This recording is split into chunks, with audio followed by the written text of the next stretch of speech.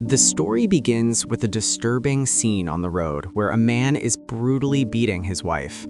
Suddenly, a passerby steps in, but instead of just stopping the fight, this stranger starts beating the abusive husband to save the woman. This man is Kim Sang, the main character of our movie. After dealing with the husband, Kim Sang walks over to the wife, slaps her a couple of times, and tells her that she is being more selfish than her husband by continuing to live with him despite suffering so much abuse. We are then introduced to the second lead, Tai Chi, who runs a service agency that handles various jobs requiring manpower, including collecting money from people who have taken loans on interest. To handle these collections, Tai Chi employs a group of thugs, and Kim Sang works for him. Among all the enforcers, Sang is known as the cleverest and most dangerous. Tai Chi informs his men of a new job at a university, or they need to break up a student protest. Sang arrives at the scene with his friends and violently attacks the students, causing the protesters to flee quickly. After the job, the group returns to the office, where we learn that Tai Chi and Sang are not just business partners, but close friends. However, Sang is extremely violent and prone to anger, sometimes even beating his own colleagues. Tai Chi tries to reason with him, warning that if he keeps fighting his coworkers, they will stop working for him, but Sang is stubborn and ignores Tai Chi's advice. In the next scene, Sang visits his nephew, Jumi. Although Sang has no relationship with his sister, Jumi's mother, he loves his nephew dearly. Despite his strict nature, he is very gentle with Jumi, treating him like a child. And after giving the boy some money, Sang heads home. While walking home, Sang is distracted and accidentally spits on a passing college girl. The girl yells at Sang, and Sang, realizing his mistake, stops to clean the spittle off her clothes. The girl, unaware that she is dealing with a dangerous gangster, slaps him. Sang reacts instinctively and punches her in the face, knocking her unconscious instantly. When the girl wakes up a short while later, she finds Sang sitting there, waiting for her, which shows that he genuinely realized his mistake. To get even, the girl spits in Sang's face in a petty act of revenge.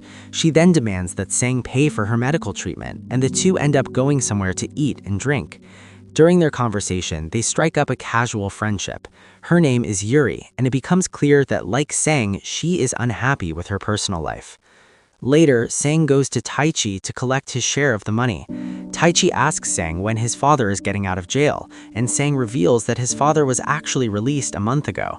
Tai Chi suggests Sang give some money to his father for expenses, but Sang gets angry, snapping that if Tai Chi cares so much, he should give the man money himself. Sang goes home and confronts his father, verbally abusing him and beating him severely. A flashback reveals the source of this hatred. Sang's father was once a severe alcoholic who frequently beat his mother. One day, in a drunken rage, the father tried to stab his wife with a large knife, but Sang's sister intervened to save her mother and was stabbed instead. While Sang rushed his injured sister to the hospital to save her life, his mother ran after them but was hit by a car and killed on the spot. The father was sentenced to prison for several years, and after his sister recovered and got married, Sang cut ties with her. He blames his father entirely for the destruction of their family, which is why he continues to humiliate and beat him.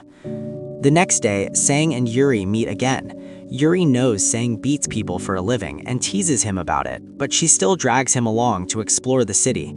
They spend the day together and become good friends. However, when Yuri returns home, we see her grim reality. Her younger brother, Young, is a vagrant and good-for-nothing who beats Yuri if she refuses to give him money for his petty desires. Her father is also a source of pain. His mental state is completely disturbed.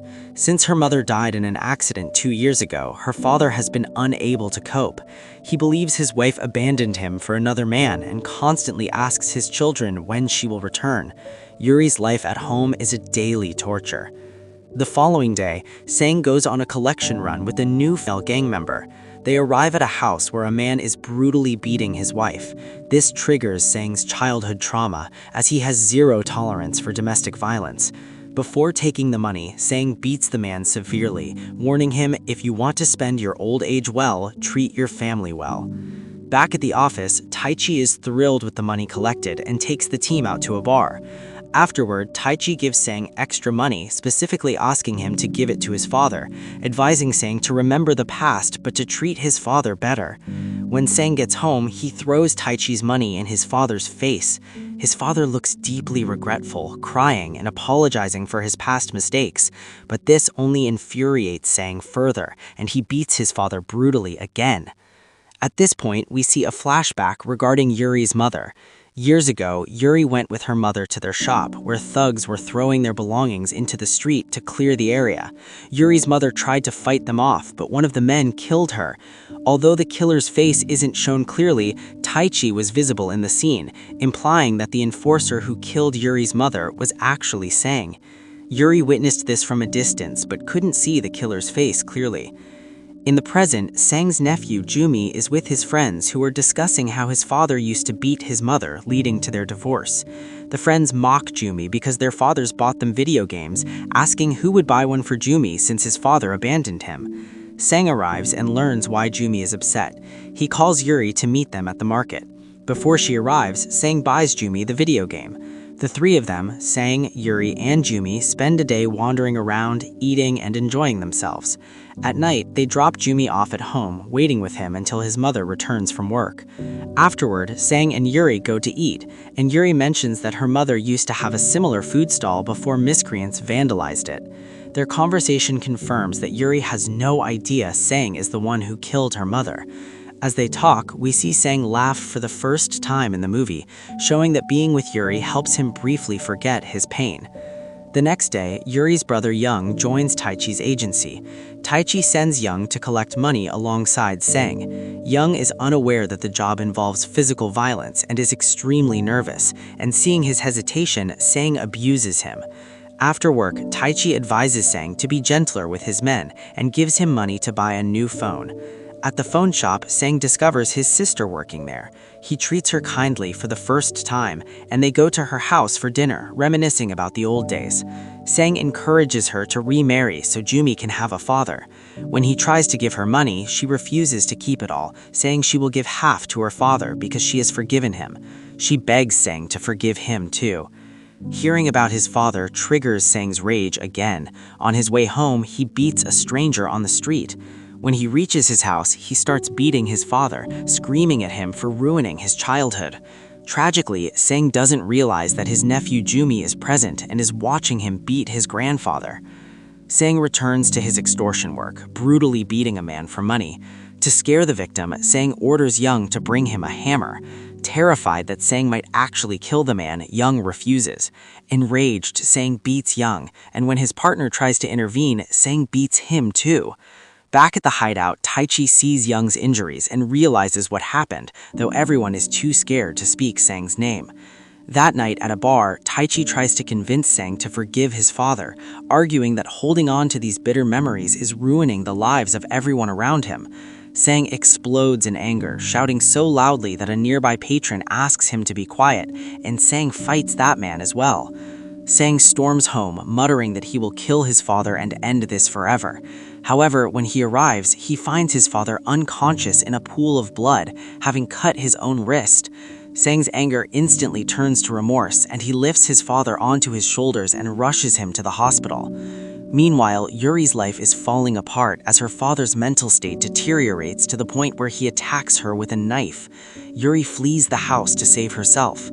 In this moment of despair, she gets a call from Sang, and they meet, initially trying to act like everything is fine, but soon they both break down in tears. Despite their different lives, they are bonded by the shared pain of domestic violence. The next day, Sang tries to visit Jumi, but Jumi refuses to speak to him. As Sang turns to leave, disappointed, Jumi comes out and pleads, "My grandfather is a good man, please don't beat him." Sang feels deeply ashamed. He goes to Taichi and announces that he is tired of violence and wants to quit. Taichi reveals that he too has been planning to leave this life and has been saving money to open a barbecue restaurant. Taichi tells Sang to handle just one last collection today and then not to come back tomorrow. Sang goes with Young for this final collection. They reach a man who claims he is too poor to pay, and Young is shocked when Sang doesn't beat the man. They warn him and leave, but the man starts yelling insults at them as they walk away. Young becomes furious and attacks the man. Sang pulls him off, scolding him, but Sang gets hurt on the head during the struggle. As they walk back towards the office, Sang explains to Young that Young should never use violence without permission. Suddenly, Young hits Sang from behind with a hammer. He continues to strike Sang, telling him, "You taught me not to hesitate while hitting someone, so how did you hesitate today?" Even as he lies dying, Sang does not get angry. Instead, he begs Young, "I want to see my nephews play, so please take me there." Young ignores him, grabs the bag of money, and runs away. Sang is left suffering, repeating his wish to see his nephews play. The story suggests two reasons for Young's betrayal: revenge for Sang abusing him during work, or perhaps Young discovered that Sang was the one who killed her mother. At Jumi School, Yuri, Taichi, and Sang's sister are waiting for Sang to arrive for the play. They wait for a while, but eventually go inside without him. Jumi is happy to see them, but keeps looking around, searching for his uncle Sang. Now, after this, a time is shown a few months later, where Taichi has left his old job and opened a restaurant which is doing very well, and all the people associated with Sang are sitting together here and having a lot of fun. They are trying to look happy, and here we see these three crying in a flashback where Sang had died after Young's attack that day, and since that day, they remember him together. And after Sang's death, Yuri left her house and started living on rent somewhere outside. And after this get-together, when she was going to her house from here, then she sees that some goons are removing the stalls on the way in the same way as her mother's food stall was removed some time ago. And here, she is shocked to see that the boss of these goons is none other than her younger brother, Young. And for a moment, she starts seeing her dead friend Sang inside Young. And with this emotional end, this story ends here.